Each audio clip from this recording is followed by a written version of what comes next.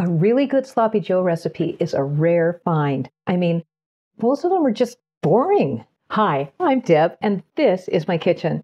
5 months ago, one of our viewers, Kev from Tennessee, asked for my sloppy Joe recipe, and at the time, I didn't have one. So, after a lot of research and a lot of taste testing, I finally have one I can stand behind. It's crazy good, fast, and easy. Are you ready? Because the kitchen is now open. Come on in. Let's cook up something good.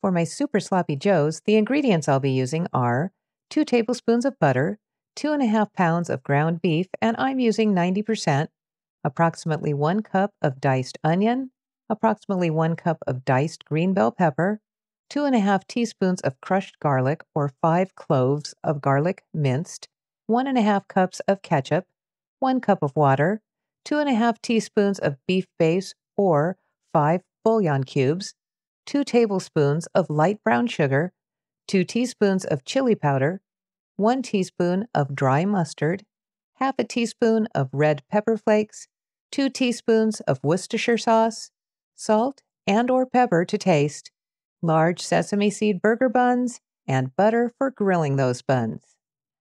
To get started, I take my onion and green bell pepper and chop them small. Then I cook them together with my garlic and meat until everything is fully cooked and ready for my spices and seasonings. With the heat on medium-high, I melt 2 tablespoons of butter in the pan. Then I add the meat and chop well with my meat masher. I add my crushed garlic, green peppers, and onions and continue to use the masher to incorporate everything and achieve a fine texture. I cook everything thoroughly so that there's no pink left in the meat, using the masher all the way through the cook time to get the texture I want. Lastly, I turn off the heat, tip my pan, and drain off the fat.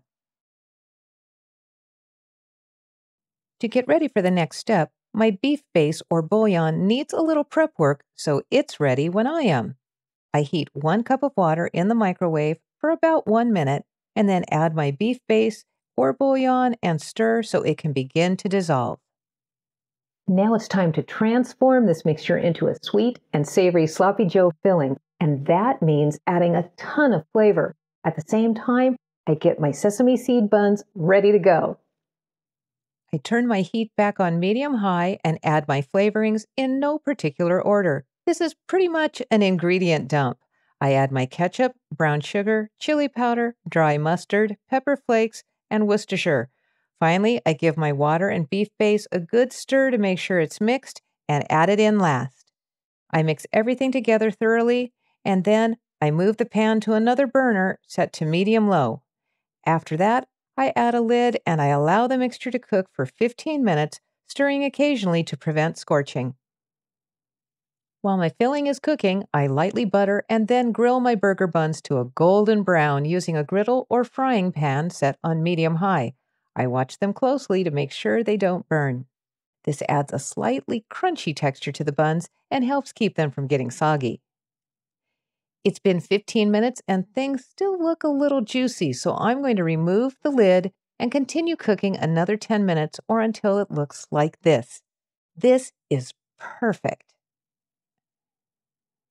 Building our sloppy joes is pretty straightforward, but to make it a meal, I add a few extra elements for added flavor and a little fun.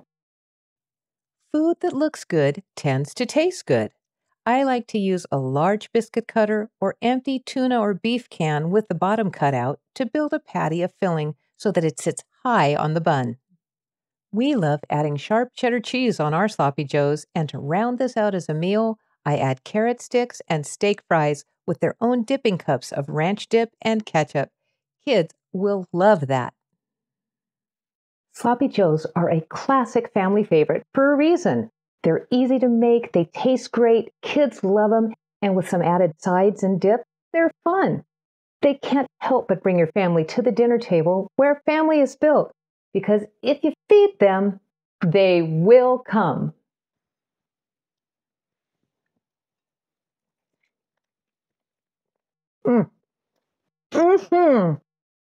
And that means adding a ton of flavor. At the same time, I get my Sesame Street